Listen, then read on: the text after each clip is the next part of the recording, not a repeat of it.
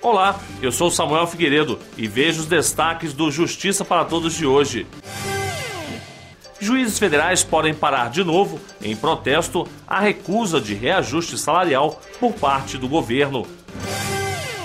Ampliação dos tribunais regionais federais e do número de servidores ganhou apoio do governador do Rio de Janeiro. O presidente da JUF, Gabriel Vedi, reafirma a disposição da entidade de lutar por mais segurança e reajuste salarial. É o que você confere agora no Justiça para Todos. A ampliação de cargos das turmas recursais nos tribunais regionais é fundamental para que a justiça chegue mais rápido ao cidadão.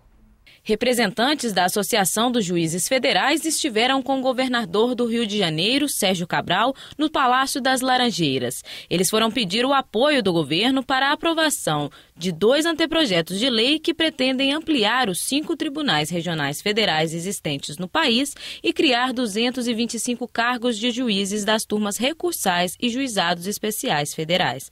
O secretário-geral da JUF, José Carlos Machado, saiu otimista do encontro e falou sobre a importância da aprovação dos anteprojetos. Hoje reafirmou esse apoio tanto na questão da ampliação dos tribunais como também nas turmas recursais. O governador bem disse, isso é uma questão de direito e é razoável, é um bom direito e atende à população carente. Estamos muito confiantes que com o apoio do governador conseguiremos não apenas a ampliação dos tribunais, mas em especial a criação de mais cargos para as turmas recursais ainda este ano. O aumento do número de desembargadores é uma exigência numérica e estatística, é um ponto de justiça e com mais cargos para as turmas recursais nós teremos dos dois lados, o segundo grau, a jurisdição nos tribunais, uma celeridade necessária e no caso das turmas recursais, em especial para a população carente, teremos uma prestação judicional que atenda o direito que chegue no tempo razoável.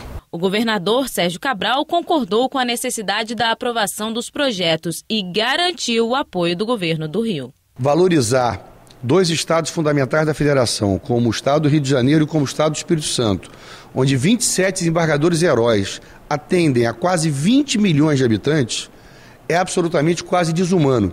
Então, aumentar para mais 20 desembargadores federais não é prestigiar, privilegiar o judiciário, é prestigiar e privilegiar o jurisdicionado, o cidadão.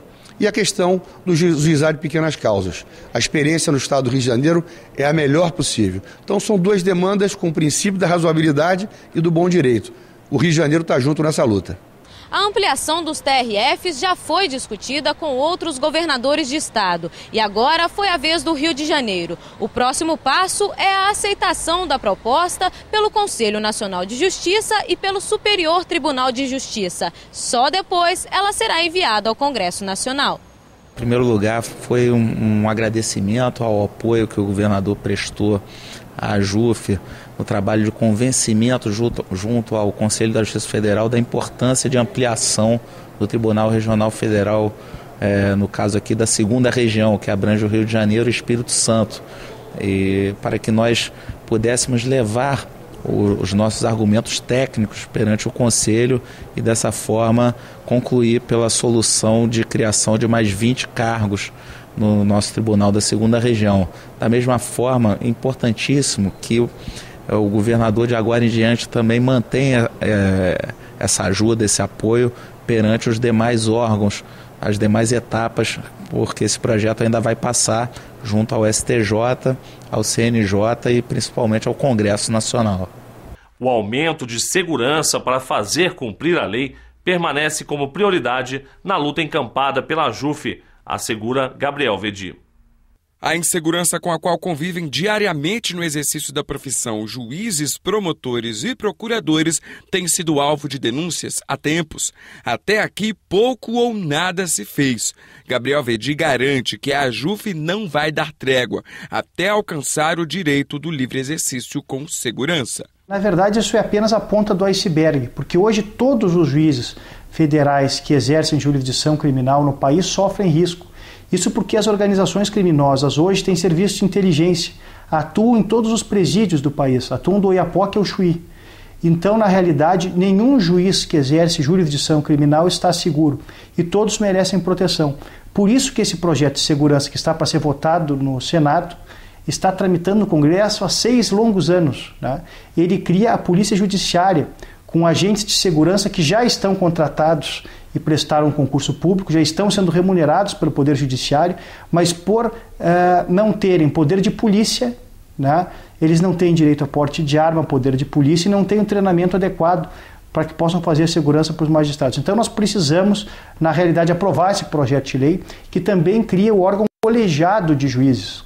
O órgão colegiado de juízes é um órgão criado no estilo daquele que foi utilizado na Operação Mãos Limpas na Itália, naquele processo da justiça pública italiana contra a Cosa Nostra, após os brutais assassinatos dos juízes Giovanni Falcone e Borsellino naquele país. E foi um modelo que deu certo. O julgamento de Palermo condenou 900 mafiosos, colocou na cadeia 900 mafiosos. Então nós precisamos aprovar esse projeto de lei, que não está sendo aprovado porque existe um corporativismo em alguns setores do executivo que não querem que se crie outra polícia vinculada ao judiciário. Mas nós já temos precedentes. Por exemplo, nós temos a polícia da Câmara dos Deputados, a polícia do Senado da República, a polícia das Assembleias Legislativas dos Estados. Então existe no nosso regime constitucional uma autorização para que essa polícia, com um poder específico de dar segurança para os juízes exclusivamente, e a própria população que frequenta os prédios da Justiça Federal no nosso país. E também que dê proteção às testemunhas dos processos que podem também ser ameaçadas pelo narcotráfico internacional e também pelo crime organizado. No Dia Nacional de Mobilização, o assunto mais uma vez foi tratado com as autoridades. Vedi lembrou que já houve várias audiências no Congresso, mas nada evoluiu. A falta de segurança dos magistrados federais. Agora, no mês de junho, nós tivemos uma audiência pública no Senado, presidida pelo senador Paulo Paim, em que nós levamos 7 juízes federais ameaçados de morte para dar lá o seu depoimento. E eu coloquei, naquela ocasião, de que um juiz até o final do ano acabaria morto, se não se tomassem medidas protetivas aos magistrados. Em especial, a aprovação do projeto de Lei 13 de 2010, que garante a segurança dos magistrados. Você vai ver a seguir a agenda da magistratura pelo Brasil. Você fica por dentro ainda das mudanças que estão acontecendo com a chegada da informatização da Justiça Federal da 4ª Região. Voltamos em instantes.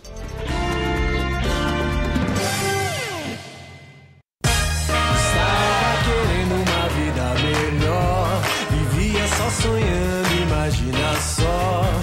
Eis que de repente me apareceu um amigo que logo me convenceu, dizendo que eu devia sair pro azul, vestir azul. Minha sorte então mudou. Fique no azul, vem pra Caixa. Crédito com as melhores taxas para você. Aproveite, Crédito Caixa. O Superior Tribunal de Justiça manteve decisão que garante à Caixa Econômica Federal corrigir prioritariamente as parcelas e só depois amortizar o saldo devedor. Apesar de a forma contratual que o sistema financeiro da habitação usa ser prevista na legislação própria, a intenção de quem contesta o assunto é fazer o contrário. Ao pagar a parcela, amortizar primeiro o valor principal e só após pagar os juros mensais, conseguindo assim uma redução gradativa nos juros totais até o fim do contrato. Alguns mutuários eles entendiam que era aplicável, no caso, o inverso, que todo pagamento de parcela primeiro deveria amortizar a dívida e deixar a correção do saldo devedor para o momento posterior. Então, isso acabava gerando que, por exemplo, na primeira parcela não houvesse nenhum pagamento de juros. Então, o que o STJ entendeu como válido é a regra geral dos contratos, que está prevista, inclusive, no artigo 354 do atual Código Civil, que é que primeiro se paga os juros e depois se amortiza a dívida. Porque já na primeira parcela já incidiram juros, desde a concessão do empréstimo até o pagamento. Isso é importante porque deixa claro para a sociedade, né, não só para a Caixa, mas para a sociedade, qual é o entendimento do Judiciário sobre a questão e pacificou a questão no judiciário em todas as instâncias. Não foi a primeira vez que um mutuário questionou na Justiça a regra de quitação mensal primeiro dos juros, depois do capital. Mas agora o tema está pacificado pelo Superior Tribunal de Justiça, que entendeu que a regra atual não viola as leis que regem o sistema financeiro da habitação. Muitos mutuários questionavam essa forma, porque eles entendiam que, por o SFH ter uma legislação própria, não se aplicaria a regra geral dos contratos civis, né, dos contratos de mútuos civis. Mas o STJ pacificou o entendimento de que a regra geral se aplica ao SFH também.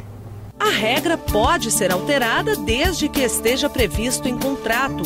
Mas no caso da Caixa, que é a gestora do Fundo de Garantia por Tempo de Serviço, o FGTS, os prejuízos seriam grandes, não para o banco, mas para a população que tem direito ao benefício. Isso porque quem financia a maioria dos contratos do sistema financeiro da habitação é o FGTS. Muito embora pudesse ser vantajoso para o mutuário em si, para o indivíduo, há um prejuízo muito latente aí. E o FGTS tem a sua forma de remuneração e ele é, vamos dizer assim, remunerado pelo SFH à medida que as pessoas pagam suas parcelas do financiamento habitacional. Esse dinheiro volta para o FGTS. Se ele não volta da forma que vai, ou com a correção efetiva com o passar do tempo, acaba havendo um déficit no FGTS. Então quem acaba sofrendo é a própria sociedade, que é a proprietária do FGTS, que é a beneficiária do FGTS. Então o importante é que isso mantém, vamos dizer assim, uma atuariedade do Fundo de Garantia do Tempo de Serviço. Anote o que vem por aí. Curso para capacitar juízes federais, realizado pela ENFA, 6 e 7 de outubro, em Brasília. Mais informações pelo telefone 3022-7640. 28º Encontro dos Juízes Federais, de 12 a 15 de outubro, em Fortaleza. Mais informações no site da AJUF, www.ajuf.org.br/portal/. No programa anterior, você viu a virtualização do processo no TRF4. Agora, você confere as mudanças no dia a dia da Justiça Federal do Rio Grande do Sul, Santa Catarina e Paraná.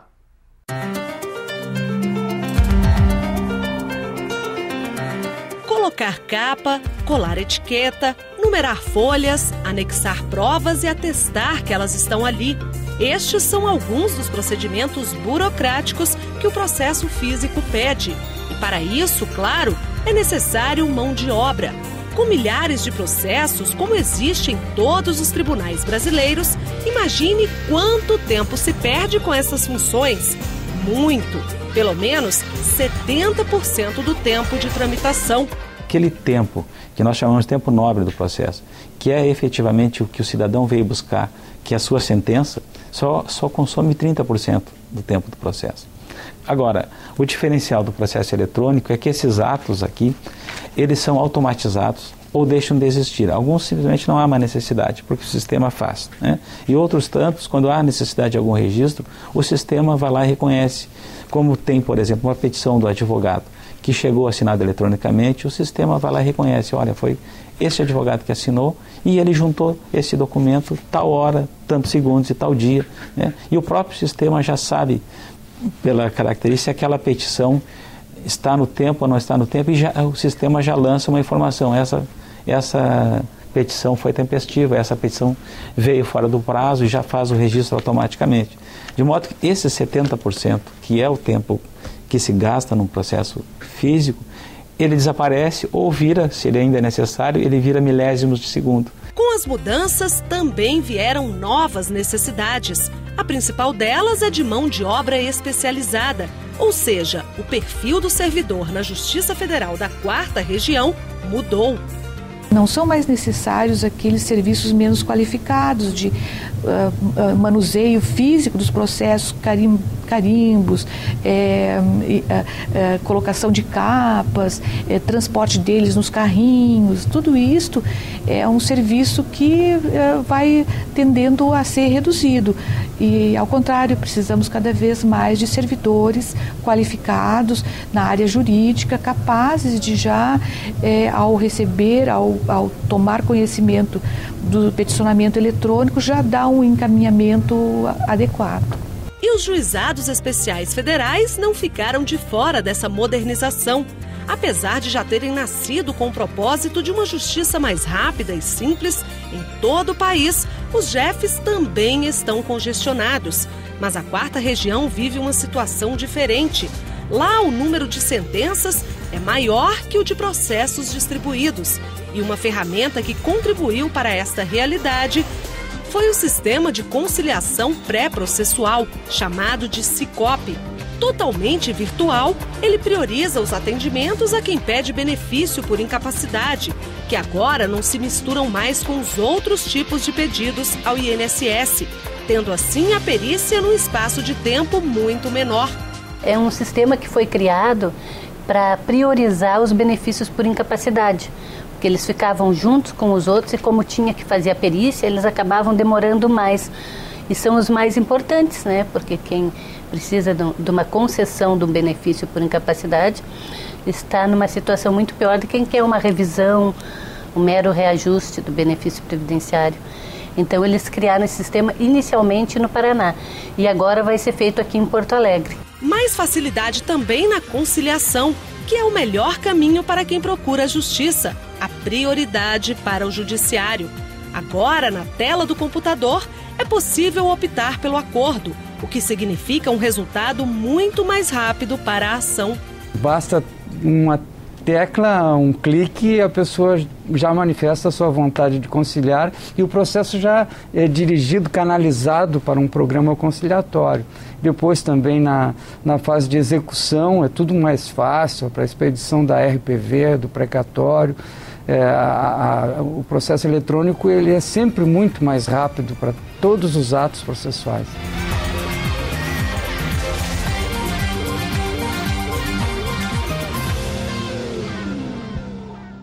E veja a seguir, entrevista especial com o vice-presidente da JUF, Tourinho Neto. É só um instante, logo depois do intervalo. Estava querendo uma vida melhor, vivia só sonhando, imagina só. Eis que de repente me apareceu um amigo que logo me convenceu, dizendo que eu devia sair pro azul, vestir azul. Minha sorte então mudou. Fique no azul, vem pra Caixa. Crédito com as melhores taxas para você. Aproveite, Crédito Caixa.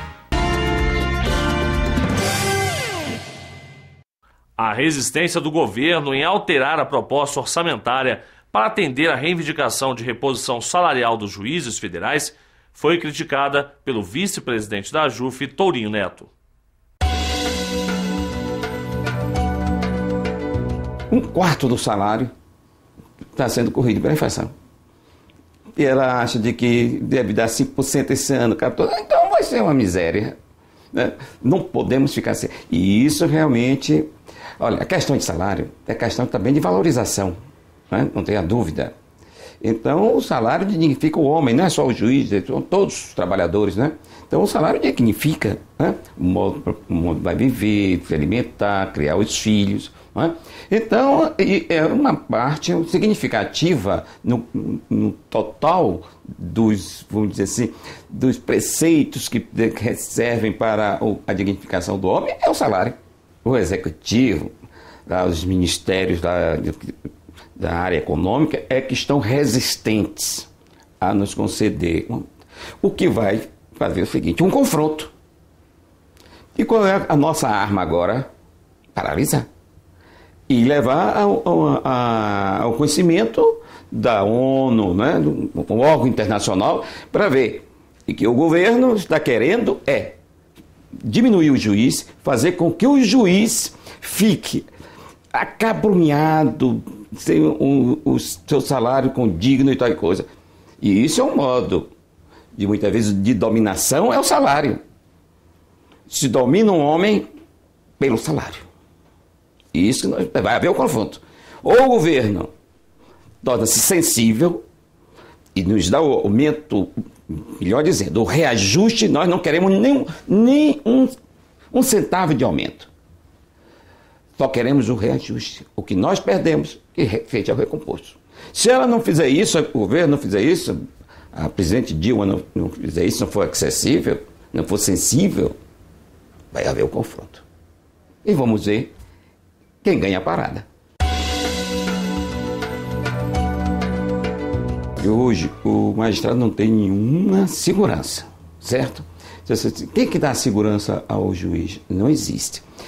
Evidentemente, com 16 mil juízes que nós temos no Brasil, contando com os estaduais, né, com o trabalho e tudo, não é possível que tenha segurança para todos. Mas aqueles que estão, vamos dizer assim, numa situação difícil, numa situação de ameaça, esse tem que ter uma segurança, né, para evitar que seja atacado, agredido, né, assassinado. Então é isso que nós queremos, né, para aqueles juízes que estão ameaçados, que haja uma segurança. Mas no Distrito Federal, por exemplo, quando o Tribunal da Primeira Região e os outros tribunais foram criados, cito o da Primeira Região, a que eu pertenço, nós éramos 18 no tribunal. Na nossa região toda, 45 juízes de primeiro grau. Hoje, nós temos para mais de 600 juízes e 27 juízes no tribunal que vão fazer a revisão de sentença. Você vê a desproporcionalidade, né? A desproporção grande. Hoje, lá no tribunal, nós temos gabinete com mais de 20 mil processos, principalmente naquela da matéria previdenciária. Não há juiz que dê conta. A corregedora aí, Nacional de Justiça, ministeriana, está fazendo uns mutirões, né? Lá no tribunal deveriam ser julgados até o final do ano 50 mil processos. Lá já se conseguiu julgar 30 mil. Em São Paulo também está havendo um mutirão muito bom. Então é isso que nós precisamos, condições de trabalho. Não é só exigir que o juiz trabalhe, é lhe dar condições de trabalhar bem.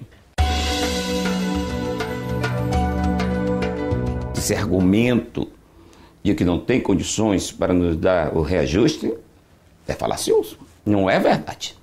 Né? Não é verdade. Então ela precisa ver isso.